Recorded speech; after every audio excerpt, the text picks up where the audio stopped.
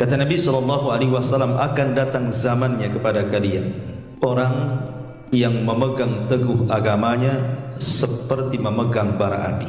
Hadis ini tentu bagian daripada alamatun nubuwah, tanda dari tanda-tanda kenabian. Artinya bahwa hadis ini tersirat pesan kepada kita sebagai umat akhir zaman, bahwa siapapun di akhir zaman yang berpegang dengan agama dengan sebetul-betulnya memegang agama, maka dia akan merasakan seperti sabda Nabi SAW, yakni dia akan memegang seperti bara api. Kalau kita lihat secara hakikat bara api itu, tidak ada manusia yang sanggup memegangnya. Siapa yang bisa memegang bara api? Antum ambil kayu kemudian bakar. Ketika merah-merahnya itu, arang itu, antum pegang, kira-kira bisa tidak? Mustahil. Karena sifat bara api itu pasti panas. Sifat bara api itu pasti akan sakit dan mungkin juga melepuh tangan kita kalau memegang bara api itu. Tapi tentu maksudnya di sini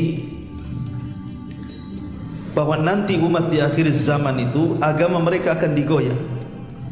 Ada di antara mereka sampai melepas agamanya, betul-betul dia lepas agamanya. Tapi ada juga yang kemudian mulai malas untuk memegang agamanya, karena tadi kalau dia memegang agamanya maka akan berbagai macam musibah, bala, ujian datang kepadanya sehingga dia makin lemah untuk memegang agamanya. Ma'asyiral muslimin yang dimuliakan Allah Azza wa Jalla, kita lihat di zaman Nabi SAW, saat Nabi SAW periode Mekah, 13 tahun Nabi SAW berdakwah di kota Mekah, menyampaikan kalimat la ilaha illallah, tauhid. Ketika Nabi SAW menyampaikan kalimat tauhid, maka Islam yang dibawa Rasul, agama tauhid itu dianggap asing kan? Bahkan mereka mengatakan, aja'alal alihata ilahan wahid inna hadha la syai'un ujab. Apakah engkau akan membawa satu Tuhan saja wahai Muhammad, dan kami harus membuang banyak Tuhan seperti Lata, Uzza, Manat, Khubal dan yang lainnya? Tentu ini agama yang aneh. Artinya bahwa permulaan Islam yang didakwahkan Rasul itu dianggap aneh. Dan Nabi SAW mengisyaratkan bahwa keanehan Islam atau keasingan Islam itu akan terjadi di akhir zaman. Makanya Nabi mengatakan, bada'al Islam ghariba wa sayaudu ghariba kama bada'a fatuba lil ghuraba. Kemunculan Islam di permulaan itu asing dan akan kembali asing. Tapi beruntunglah orang-orang yang dianggap asing, kata Rasul. Kita lihat bahwa perjalanan dakwah Nabi SAW di permulaan dakwahnya, dan juga para sahabat Nabi SAW yang ikut memeluk agama yang hak kepada Nabi SAW, maka persis yang disabdakan Nabi SAW tadi, kal qabid alal jamri, seperti memegang bara api. Sebut saja Suhaib Ar-Rumi, Suhaib Ar-Rumi atau Suhaib ibn Sinan Ar-Rumi radhiyallahu anhu. Ketika dia memeluk Islam, maka dia disiksa habis-habisan oleh orang-orang kafir Quraisy sehingga dipukul depan dan belakangnya sampai hilang ingatan. Suhaib ini hilang ingatan gara-gara hanya memeluk Islam. Diberikan tekanan orang-orang Quraisy supaya menjadi pelajaran bagi yang lainnya, siapa yang memeluk agama Muhammad maka nasibnya sama dengan Suhaib Ar-Rumi. Artinya bahwa lihat tantangan dakwah kala itu. Seorang sahabat Nabi SAW, Suhaib Ar-Rumi, hanya mempertahankan keimanan tapi dipukul sampai hilang ingatan. Walaupun kemudian dengan berjalannya waktu Allah kembalikan ingatan Suhaib Ar-Rumi ini. Tapi lihat bagaimana kondisi saat itu orang yang memeluk Islam. Kemudian juga contoh yang lainnya, Utsman ibn Affan radhiyallahu anhu. Di permulaan dia masuk Islam, keluarganya tidak terima. Bahkan salah satu paman Utsman ibn Affan ini sampai kemudian mengikat Utsman ibn Affan dengan tikar yang terbuat dari anyaman pelepah kurma, semacam dibungkus kemudian diikat. Kemudian kakinya diikat di atas pohon, kemudian kepalanya di bawah kayak digantung. Kemudian pamannya membakar kayu bakar, bukan untuk membakar Utsman, tidak, tetapi pembakaran itu dekat dengan Utsman digantung. Jadi apabila apinya kemudian padam, apa yang terjadi? Keluar asap. Asap itulah yang sengaja kemudian terhempas angin dan terkena wajah Utsman ibn Affan radhiyallahu anhu. Anda bisa bayangkan kalau ada orang di depan perapian kemudian ada angin dan asapnya mengarah ke kita, pengap kita dibuatnya, tidak bisa bernafas, boleh jadi sakit mata, sakit hidung dan begitu seterusnya. Lah Utsman itu berjam-jam diberikan asap seperti itu. Kita bisa bayangkan betapa tersiksanya Utsman kala itu. Tetapi Utsman ibn Affan tidak bergeming dari keimanannya sampai akhirnya kemudian dilepaskan oleh pamannya.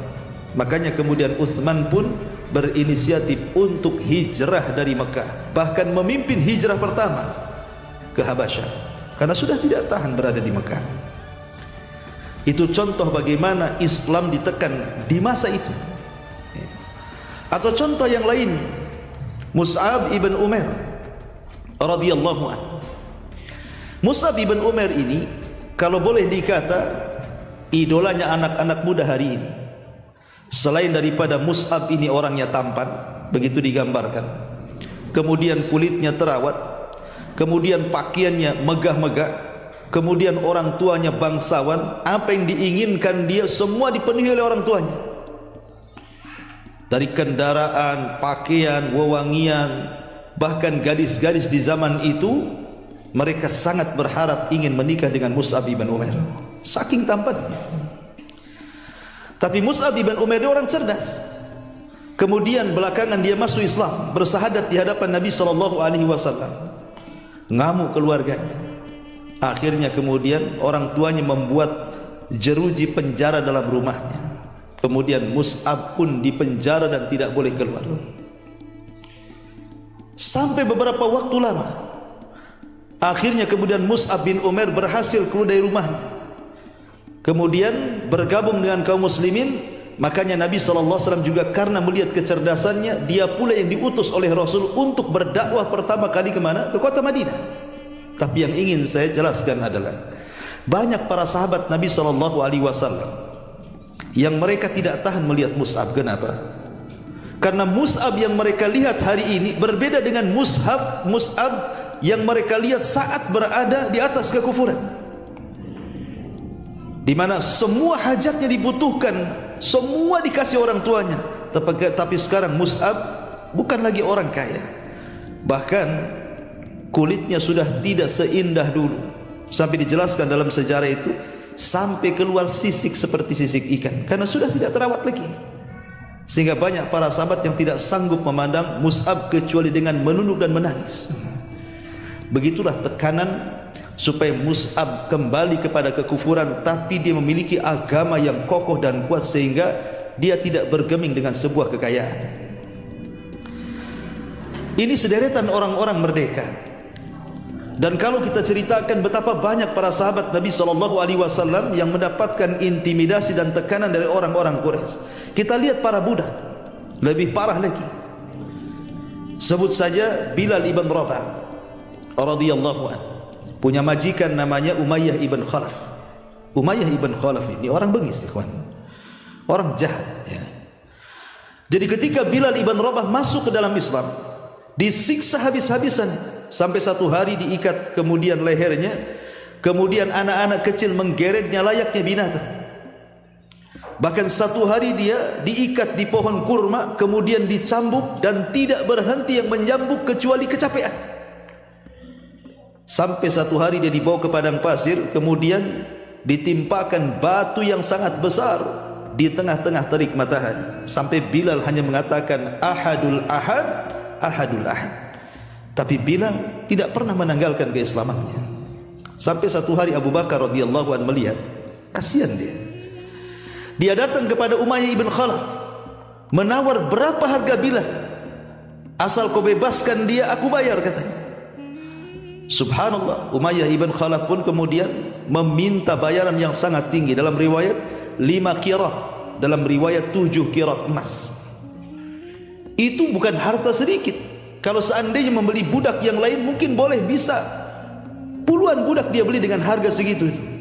Tapi demi membebaskan Bilal ibn Rabah, walaupun Abu Bakar harus mengeluarkan uang yang sangat besar, tetap ia lakukan. Akhirnya Bilal pun bebas. Makanya Umar bin Khattab radhiyallahu mengatakan, Abu Bakrin sayyidun a'taqa sayyidan. Abu Bakar itu seorang sayyid, pemimpin, dan dia telah memerdekakan seorang pemimpin juga. Maksudnya Bilal ibn Rabah. Karena setelah peristiwa ini Nabi SAW sangat memuliakan Bilal, dan dia menjadi pemimpin para muadzin sampai kiamat dibangkitkan. Bilal ibn Rabah. Kemudian siapa lagi? Sebut saja Khabbab ibn Arat. Khabbab ibn Arat radhiyallahu anhu. Khabbab ibn Arat ini, ikhwan, majikannya seorang pandai besi, pemilik usaha pandai besi. Anda bisa bayangkan, namanya pandai besi, isinya hanya besi dengan api saja. Itulah pandai besi. Jadi Khabbab ibn Arat ini ketika mendengar bahwa dia masuk Islam, majikannya marah, sehingga dipaksa Khabbab ibn Arat ini murtad. Tapi Khabbab tidak mau. Sampai kemudian majikannya kalau sudah marah, dia ambil besi, dimasukkan ke dalam api sampai merah, kemudian disundutkan ke badannya. Subhanallah. Sampai sejarah menjelaskan tidak ada satu pun tempat di badan Khabbab ibn Arat ini kecuali ada sundutan besi panas di situ. Itu Khabbab ibn Arat radhiyallahu anhu. Sampai di zaman Umar bin Khattab radhiyallahu anhu, Umar ini mengenang bagaimana kebengisan orang-orang Quraisy terhadap para sahabat Rasul. Di tengah-tengah mereka ada Khabbab ibn Arat. Kemudian Khabbab pun membuka pakaiannya. Rupanya tidak ada satu pun kulit di punggungnya, melainkan ada bekas bolong-bolong, bekas tusukan besi panas. Sampai Umar menangis. Tapi begitu sabarnya Khabbab ibn Arat kali itu. Walaupun pernah Khabbab itu hampir putus asa, hampir melepaskan agamanya. Sehingga ketika dia sudah tidak tahan, dia datang kepada Nabi SAW. Rasul ketika itu sedang bersandar di kiswah Ka'bah. Kemudian Khabbab mengatakan, ya Rasulullah, ala tad'u lana, ala tastaghfir lana. Rasul, tidakkah kau berdoa kepada Allah? Tidakkah kau minta pertolongan kepada Allah? Lihat, tidakkah kau iba kepada kami? Kami sudah tidak kuat disiksa oleh mereka. Mintalah kepada Allah kemenangan, agar kemenangan itu cepat kepada kita. Tapi Rasul SAW hendak menghibur Khabbab dan mengatakan, jangan tergesa-gesa Khabbab, kemenangan itu pasti ada dan pasti datang. Nanti kalau kemenangan itu datang, orang-orang yang berjalan dari Son'a ke Hadral Maut tidak takut kecuali kepada Allah Subhanahu wa ta'ala. Kemudian Rasul mengatakan, ya Khabbab, dulu kata Rasul, ada orang yang dikubur hidup-hidup tapi tidak meninggalkan agamanya. Ada yang disisir dengan sisir besi sehingga terkelupas dari daging dan tulangnya pun tidak menanggalkan agamanya. Bahkan ada yang digergaji sehingga belah tubuhnya menjadi dua, kemudian mati syahid dan tidak pula meninggalkan agama mereka. Ya Khabbab, jangan tergesa-gesa, kata Rasul. Setelah mendapatkan penjelasan Rasul, maka Khabbab semakin mantap lagi untuk memeluk Islam. Itulah Khabbab ibn Arat. Yang lebih daripada itu mungkin keluarga Ammar ibn Yasir. Ammar ibn Yasir ini adalah budak daripada Abu Jahal, Fir'aunnya umat ini. Ketika kemudian Ammar ini memeluk Islam, kemudian Islamnya ditularkan kepada ayah dan ibunya Sumayyah dan juga Yasir, dan ketahuan Abu Jahal, ditangkap tiga-tiganya. Kemudian yang dihadapkan pertama adalah Sumayyah, ibunda daripada Ammar.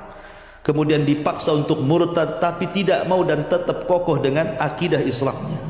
Marah Abu Jahal, diambilnya tombak, dimasukkan ke kemaluannya sampai menembus dadanya, kemudian dia pun mati syahid. Dan itulah manusia yang mati syahid pertama dalam Islam, seorang wanita yang bernama Sumayyah, ibunda daripada Ammar ibn Yasir. Kemudian setelah Sumayyah mati syahidah, maka Abu Jahal kemudian melihat suaminya Yasir dibantai juga sampai mati. Sekarang tinggal anak kecil namanya Ammar. Abu Jahal mengatakan, ya Ammar, apakah kau akan menyusul kedua orang tuamu? Kalau engkau ingin bebas, lakukan dua perkara. Satu, caci maki Muhammad itu sesuka hatimu. Atau yang kedua, pujilah berhala-berhala kami, Lata, Uzza, Manat, Khubal, dan begitu seterusnya. Pada awalnya Ammar ibn Yasir tak mau, tapi karena dia sudah tidak tahan dengan siksaan Abu Jahal, terpaksa pula dia akhirnya menuruti perkataan Abu Jahal. Sebagaimana janji Abu Jahal, kalau dia mau mencaci maki Rasul atau memuji-muji berhala-berhalanya akan dibebaskan. Setelah kemudian itu dilakukan, Abu Jahal pun membebaskan Ammar ibn Yasir ini. Dengan sedih hati dan menangis, Ammar ini datang kepada Nabi SAW menceritakan. Tetapi Nabi SAW mengatakan, ya Ammar, kalau mereka menyuruh engkau untuk mencaci maki diriku, tambahlah cacian itu.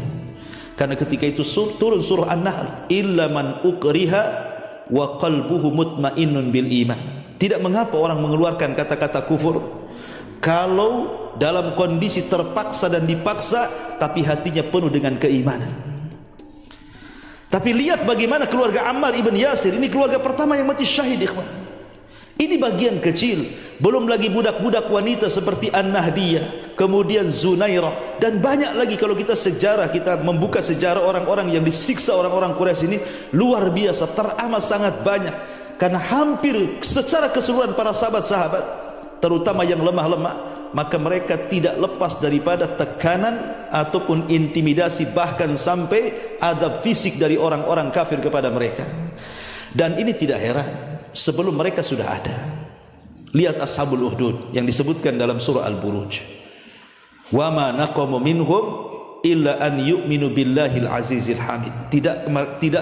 Tidaklah mereka diazab oleh musuh-musuhnya kecuali hanya mengucapkan kalimat Rabbunallah, Rabb kami Allah.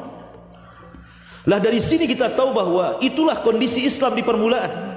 Banyak tekanan, banyak intimidasi, bahkan sampai kepada penyiksaan, bukan hanya ideologi, sampai kepada fisik. Lah Nabi SAW mengatakan di hadis yang tadi saya sebut di awal, bahwa kondisi Islam itu akan seperti itu di akhir zaman. Bagaimana dulu para sahabat Rasul memegang Islam itu kan seperti memegang bara api, kan begitu. Kalau mereka pegang dengan betul-betul memegang, lihat akibatnya, disiksa. Makanya banyak para sahabat yang kemudian hijrah ke Habasyah 2 kali. Dan ketika kemudian diizinkan hijrah ke Madinah, semua sahabat hijrah ke Madinah. Kenapa? Karena mereka ingin menghindari permusuhan-permusuhan yang sengit yang dilancarkan orang-orang Quraisy kepada para sahabat Nabi SAW. Lah Rasul ingin menghabarkan ini kepada umat akhir zaman, kepada kita, bahwa umat Islam di akhir zaman sama. Ketika mereka berpegang dengan teguh agamanya, dengan betul-betul berpegang, maka mereka layaknya seperti megang bara api. Semakin dipegang, maka ujian akan bertubi-tubi menimpa dia. Makanya kenapa Nabi SAW sampai mengatakan, di akhir zaman itu ada yusbihu mu'minan wa yumsi kafirah, wa yumsi mu'minan wa yusbihu kafirah. Ada orang di pagi hari dia beriman, malamnya pula kufur. Ada orang yang malamnya beriman, paginya pula kufur. Kenapa? Yabi'una dinahum bi'aradin minad dunya. Karena mereka menjual agamanya dengan dunia yang sangat hina sekali. Gara-gara pernikahan orang bisa murtad, gara-gara ekonomi orang bisa murtad, gara-gara politik orang bisa murtad. Jadi sekarang ini kalau kita lihat bahwa begitu rapuhnya umat Islam di akhir zaman itu, kenapa? Karena tadi Nabi SAW menghabarkan banyak kabar kepada kita bahwa umat Islam semakin jauh dari Nabi SAW itu bukan semakin kuat, tapi semakin lemah. Satu hadis Nabi SAW yang dikeluarkan Imam Tirmidzi dari sahabat Thauban kalau tidak salah, Maulan Nabi SAW, Kata Nabi SAW, yushiku an tada'a alaikum kama tatada'a al-akalatu ila qas'atiha. Hampir-hampir kalian dikepung oleh musuh-musuh kalian seperti orang lapar yang mengerubungi satu nampan yang penuh dengan makanan. Sahabat bertanya kepada Nabi SAW, ya Rasulullah, amin killatin nahnu yawma idin. Rasul, apakah memang jumlah kami sedikit kala itu sehingga musuh-musuh kita mengepung kita dari berbagai macam arah? Kata Nabi SAW, bal antum yawma idin kathirun. Bahkan kalian pada hari itu mayoritas, bukan minoritas. Tapi kenapa kemudian yang mayoritas dikepung pula oleh orang-orang yang minoritas? Harusnya secara logika yang mayoritas itulah yang mengepung minoritas. Tapi di akhir zaman terbalik, justru yang mayoritas dikepung minoritas. Kemudian Nabi SAW menggambarkan bagaimana bisa terjadi, karena kondisi kalian, kata Rasul, kagutha'is sail, seperti buih yang ada di lautan. Lihat buih itu, walaupun banyak tidak ada gunanya. Kemudian Nabi SAW menjelaskan lagi, kata Nabi SAW, wala yanzi'anna fi qulubi aduwikumul mahabata minkum. Allah akan cabut perasaan takut musuh-musuh kalian kepada kalian. Allah akan cabut perasaan takut musuh-musuh kalian kepada kalian. Wala yakdhifannallah fi sudurikumul wahni. Tetapi Allah akan tanamkan pada hati-hati kalian penyakit al-wahn. Wahn itu bahasa Arab, bahasa kitanya lemah, kelemahan. Kenapa bisa lemah? Kemudian Rasul memberikan alasan, karena kalian hubbud dunya wa karahiyatul maut, terlampau cinta dengan dunia yang berakibat dengan takut akan kematian. Disitulah kelemahan kalian. Lemah dengan dua perkara ini menjadi lemah agama kalian, iman kalian lemah, kata Rasul. Dulu ikhwan, dulu di zaman Nabi SAW, kenapa Islam selalu menang dalam setiap peperangan? Karena di mata para sahabat Nabi SAW, ketika mereka sudah keluar berjihad, kalau bisa mereka tidak pulang lagi, alias mati syahid. Itulah kunci kemenangan yang dikatakan Khalid ibn Walid ketika berdialog dengan orang-orang Romawi. Apa kata Khalid? Nahnu qaumun nuhibbul mauta kama tuhibbul haya. Kami ini sebuah kaum yang cinta dengan kematian sebagaimana kalian cinta dengan kehidupan. Kalau ada sebuah pasukan niat mereka ingin mati dan tidak ingin hidup, niat mereka ingin masuk ke dalam jihad dan tidak ingin kembali, siapa yang akan melawan orang-orang yang siap mati? Tidak ada yang bisa melawan. Orang ini siap mati semua. Sementara orang-orang kafir itu tidak siap dengan kematian, mereka ingin hidup. Makanya dalam setiap peperangan di zaman itu hampir tidak terkalahkan. Tidak terkalahkan kaum muslimin apabila perang. Kenapa? Karena jiwa raga mereka sudah diserahkan kepada Allah. Mereka sudah cinta dengan syahid dan kematian. Karena di saat itu kecintaan dunia tidak ada, yang ada kecintaan kepada akhirat. Dan takut mati tidak ada, yang ada ingin mati. Ketika hati mereka terpaut dengan akhirat, sehingga mereka ingin mati syahid dan ingin cepat kembali menghadap Allah Subhanahu wa taala, itulah modal yang paling besar kemenangan Islam di zaman itu. Makanya kemudian Islam itu tidak pernah lemah di zaman itu, kuat. Kenapa? Karena dua perkara ini tidak ada, cinta dunia dan takut mati. Tapi Nabi SAW mengatakan umat di akhir zaman akan berhadapan dengan musuh yang sudah tidak punya rasa takut dengan kalian. Jadi musuh-musuh Islam itu sudah enggak takut dengan umat Islam lagi. Kenapa? Karena umat Islam sudah tidak seperti umat Islam dahulu, yang mereka ingin berhubungan dengan Allah, ingin mati kalau bisa perang enggak kembali. Sekarang tidak ada lagi. Yang ada hanya kelemahan, dicintakan dengan dunia dan takut kematian. Makanya musuh-musuh itu akan mudah mengepung kalian dari berbagai macam arah. Itulah nasib Islam di akhir zaman, kata Rasul. Walaupun mereka banyak, tetapi kondisi mereka seperti buih, tidak berguna. Ma'asyiral muslimin yang dimuliakan Allah Subhanahu wa taala, kalau sebut saja hubbud dunia, cinta dunia, yang terbayang pada kita kalau sudah cerita dunia apa? Harta. Apalagi kalau kita cerita dunia, pasti yang terbayang pertama adalah harta. pengen punya rumah bagus, pengen punya kendaraan mewah, pengen punya tanah luas, pengen punya uang banyak, pengen punya usaha yang maju. Itulah dunia. Ya. Sebenarnya dunia itu tidak dilarang untuk mengambilnya. Tidak ada masalah kita ini mencari dunia. Seperti antum yang rumahnya jauh, kemudian datang ke pengajian ini, antum punya rumah, punya mobil gitu. Mendingan mana, jalan kaki ke sini atau naik mobil? Ya, naik mobil lah, tidak mungkin jalan kaki. Apalagi dari Batam Center ke sini, apa nggak pengkor? Ya. Artinya kan boleh kita pakai mobil ke pengajian, pakai motor ke pengajian, naik taksi ke pengajian, daripada jalan kaki sampai sini udah buyar pengajian. Dunia ini boleh hanya untuk melengkapi hidup saja.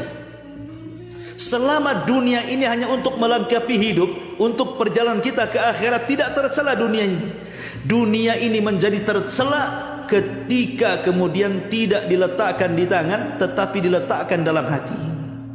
Kalau mobil sudah diletakkan di hati, rumah diletakkan di hati, uang diletakkan di hati, tanah-tanah yang luas antum beli diletakkan di hati, itulah yang dicela dalam Islam. Karena ketika kemudian dunia itu diletakkan di hati, maka dia akan berangan-angan kalau bisa jangan cepat mati. Kalau bisa 100 tahun lagi lah, best lah usianya. Kalau bisa sampai 200 tahun, bagus, jangan mati dulu kan gitu. Kenapa?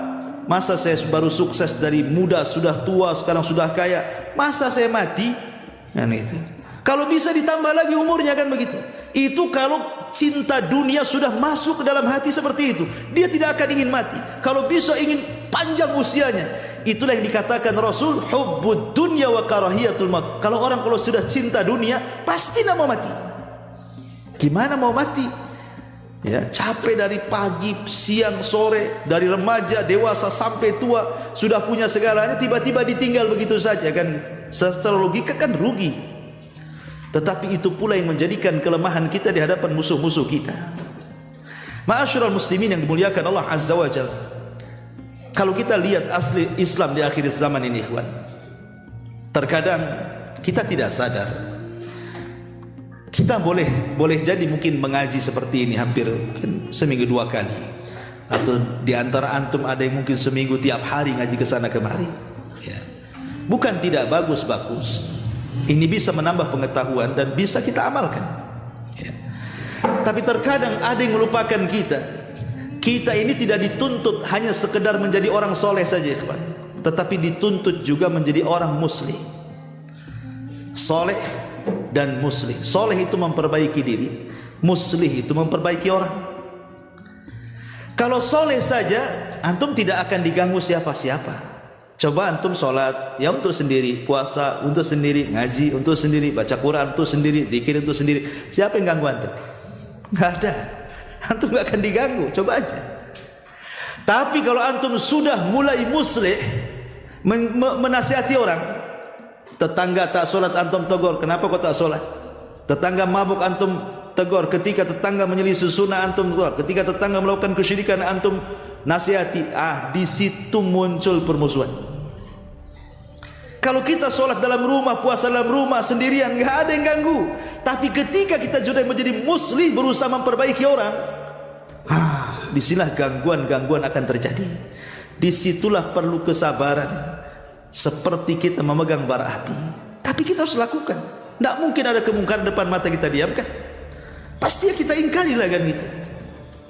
Masalahnya ikhwatu fiddin, muliakan Allah Azza wa Jalla, musuh-musuh Islam ini teramat sangat kuat, terutama di zaman akhir seperti ini.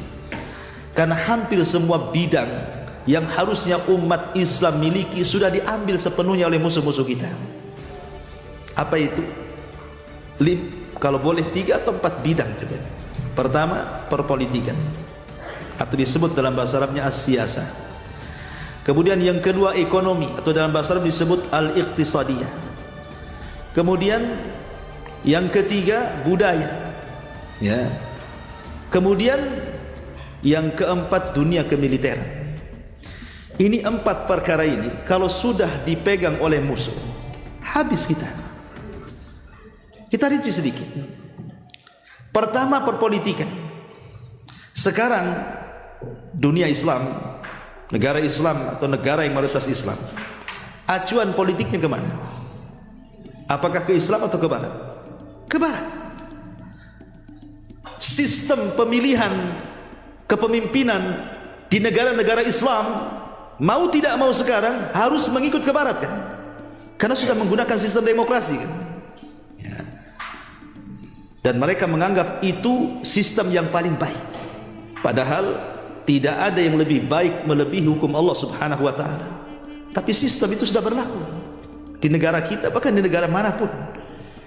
Seolah-olah sistem Barat lebih baik dibandingkan sistem Islam. Ya. Yang kedua, al-iqtisadiyah, ekonomi. Siapa yang pegang ekonomi sekarang? Umat Islam? Tidak juga. Padahal siapapun yang memegang ekonomi, dia bisa menentukan harga. Kalau orang pegang ekonomi, dia bisa menentukan harga, artinya bisa mengatur pasar. Kalau sebuah negara kuat ekonominya, dia bisa mengatur negara-negara lemah kan? Dengan memberikan bantuan, memberikan macam-macam, dengan syarat mereka harus tunduk dan patuh kepada negara yang membantunya. Dan itu sudah terjadi. Ketika ekonomi kita lemah, dicengkram ekonomi yang kuat dari orang-orang kafir, maka kita seperti apa? Ya aturan-aturan main ikut mereka masalahnya. Kemudian budaya dibesar-besarkan, walaupun budaya itu jelas ada unsur kesyirikannya, ada unsur maksiatnya, dibiarkan. Harusnya itu kan ditata dengan rapi. Mana budaya-budaya yang sesuai dengan Islam, mana budaya-budaya yang tidak sesuai dengan Islam, harusnya kan dipilah-pilah tuh. Tapi tidak diangkat tinggi-tinggi. Walaupun dalam budaya itu ada kesyirikan, ada bid'ah, ada maksiat dan macam-macam. Kemudian dunia kemiliteran. Dulu Barat itu di masa kegelapan, mereka belajar kepada umat Islam yang ada di Andalusia. Mereka belajar kepada umat Islam yang ada di Turki Utsmani. Mereka belajar kepada umat Islam yang ada di Baghdad. Itu orang-orang Amerika dulu, zaman kegelapan. Tapi setelah kemudian mereka cerdas, belajar kepada umat Islam, mereka balik ke negaranya, maka mereka coba kemudian mengamalkan ilmu mereka dengan mengembangkan pengetahuan, dan akhirnya kita lihat Barat itu, mereka sanggup menciptakan berbagai macam senjata yang umat Islam tidak punya. Umat Islam hanya bisa membeli kan sekarang, bukan membuat, membeli. Ya. Apapun yang mereka jual dengan harga apapun pasti dibeli, karena kita tidak seperti mereka. Artinya sudah terbalik-balik gitu dunia. Ya. Lah dari 4 unsur ini saja, disinilah letak lemahnya umat Islam. Kalau perpolitikan dipegang oleh orang-orang mereka, kemudian ekonomi dipegang oleh mereka, budaya dipegang oleh mereka, kemudian kemiliteran juga dipegang oleh mereka, lalu apa yang tersisa bagi kita? Tidak ada. Ya, kita menjadi lemah. Lebih daripada itu, orang-orang kafir itu, kenapa mereka berusaha untuk menghancurkan Islam secara halus? Tadi saya katakan, kalau mau perang dengan umat Islam, boleh jadi mereka akan menemukan umat Islam itu umat yang berani mati, yang kalau dia tidak ingin kembali, dan itu sukar untuk dilawan, sehingga mereka kemudian menghancurkan Islam secara halus. Dengan cara apa? Satu, ifsadul akhlak. Bagaimana merusak akhlak Islam ini? Bagaimana dirusak akhlaknya? Coba bayangkan, dirusak akhlaknya. Kalau orang-orang Yahudi ataupun Nasrani, kita katakan sudah lama rusak akhlaknya. Kenapa? Karena kitab-kitab rujukan mereka, Taurat dan Injil, memang sudah dirubah oleh tangan-tangan mereka. Sudah bukan firman Allah lagi, bahkan sudah tercampur dengan firman-firman manusia kan, ucapan-ucapan manusia, sudah tidak asli lagi. Sehingga akhlaknya Yahudi Nasrani itu sudah lama kacau, karena kitab rujukannya pun sudah tidak asli lagi, sudah tidak lagi, keotentikannya sudah nggak ada gitu ya. Tapi umat Islam ini, Al-Quran masih tetap dijaga oleh Allah Subhanahu wa ta'ala sebagaimana turunnya sampai hari ini, tidak ada perubahan, sehingga masih bisa dijadikan acuan. Sehingga kemudian orang-orang di luar daripada Islam itu berusaha apa? Menjauhkan umat Islam dari Islam, walaupun mereka tidak meninggalkan Islam. Tujuan mereka itu, sebagian mereka tidak apa-apa, umat Islam tidak harus jadi Yahudi, tidak harus jadi Nasrani, tidak harus jadi agama-agama yang lain, tidak perlu, biarkan mereka di atas keislamannya, tapi rusak akhlaknya, dirusak mulai akhlaknya. Ya, Islam gitu ya, tapi mabok gitu ya. Islam banyak duitnya tapi tak zakat. Islam banyak duitnya, dia maulah jalan ke sana sini ke negeri-negeri mana tapi tak mau pula naik haji dia. Ya. Islam ya, tapi bertato di mana-mana. Biarkan mereka Islam. Ya. Yang penting Islam tapi akhlaknya dihilangkan. Kemudian yang kedua, takhtitul fikri, mereka mulai menghancurkan keyakinan. Jadi bagaimana umat Islam itu dihancurkan keyakinan kepada agamanya sendiri, sehingga mereka dijauhkan mempelajari siapa Tuhannya, siapa nabinya, apa agamanya. Yang penting Islam tertulis di KTP saja. Bahasanya Islam KTP cukuplah kan. Kemudian tentu ketika mereka hendak menghancurkan sesuatu, mereka akan menawarkan yang lain. Ketika akidah umat Islam sudah mulai roboh, maka datanglah penawaran dari mereka. Ini ajaran bagus, liberalisme, mau tidak? Ini ajaran bagus, sekularisme, mau tidak? Ini ajaran bagus, ajaran PKI dan yang lain, ya. Mau tidak? Ditawarkan tuh. Ya. Ketika kemudian akidah yang sahih roboh, mereka menawarkan kemudian kebebasan-kebebasan dibungkus dengan ucapan-ucapan yang indah. Mulailah satu demi satu tertariklah umat Islam ini. Jadilah dia liberal, jadilah dia sekuler, jadilah dia ateis, jadilah dari macam-macam ikhwatu fiddin yang muliakan Allah Subhanahu wa taala. Dan anehnya setiap pengikut kesesatan ada saja pengikutnya. Ada satu dua jadilah. Orang ngaku nabi saja jadi itu, ada pengikutnya satu dua. Orang ngaku Imam Mahdi saja ada pengikutnya. Bahkan orang ngaku Tuhan lo ada pengikutnya. Kata orang Arab tu likul lisakitin lakit gitu. Setiap barang jatuh ada aja yang ngambil. Ya, artinya setiap yang menyebarkan kesesatan itu ada aja pengikutnya gitu. Kenapa? Karena akidah umat Islam sudah luntur. Kemudian penawaran-penawaran dari luar itu terlalu banyak pemahaman yang jauh dibandingkan pemahaman Islam. Itu mulai dihancurkan untuk keyakinannya. Kemudian yang ketiga, mulai idhabus syahsiyah. Kalau sudah mereka akhlaknya hancur, kemudian keyakinannya hancur, maka mereka akan berusaha untuk menghapus identitas kaum muslimin. Mulai dari nama orang, kalau bisa jangan nama Islam. Ya, namamu siapa? Abdurrahman, ganti Jack. Nah, Jack. Itu siapa gitu ya. Namamu siapa? Abdul Aziz, ganti Michael gitu ya. Namamu siapa? Pokoknya mulai dari nama itu dirubah tuh, dibuat kayak nama-nama mereka. Kemudian setelah nama, mulai dari penampilan pakaian. Mulai mereka membuka aurat gitu ya.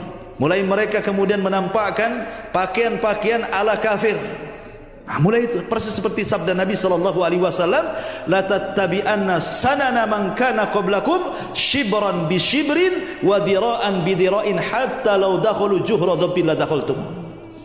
Kalian akan mengikuti tata cara umat sebelum kalian, maksudnya Yahudi dan Nasrani. Awalnya sejengkal, kemudian sehasta, kemudian sedepak, kemudian bisa saja sekilo tuh. Sampai kalau seandainya ada lubang biawak yang berliku-liku dalam tanah itu, kalian pasti akan ikut di belakangnya, kata Rasul. Dan itu sudah terjadi. Dimulai identitasnya dihilangkan kan. Mulai identitas nama, identitas pakaian, pendidikan, cara berfikir. Dan kalau seperti itu, lasnya apa ikhwan? Al-wala. Pasti akan meletakkan loyalitas kepada orang kafir. Ujungnya kan seperti itu. Kalau sudah akhlaknya rusak, keyakinannya rusak, identitas Islam hilang, maka yang tersisa apa? Al-wala bil kuffar. Pasti akan menanamkan loyalitas kepada orang kafir. Kalau sudah begitu hancur Islam. Ya. Lah inilah kondisi-kondisi di akhir zaman seperti ini, ikhwan, yang disabdakan Nabi SAW. Kalau kita tidak sabar terus mempelajari agama yang benar sesuai dengan Al-Quran dan Sunnah ala fahmi salaful ummah ini, maka kita akan habis tergerus. Maka tanamkan kepada anak-anak kita ini akidah yang benar. Karena tantangan dakwah anak-anak kita ke depan berbeda dengan tantangan dakwah hari ini yang kita hadapi. Tentu akan lebih dahsyat lagi kan begitu. Karena Rasul yang mengatakan sayati alaikum zaman walladzi ba'dahu syarrun minhu, akan datang zamannya di mana setelahnya jauh lebih buruk daripada sebelumnya.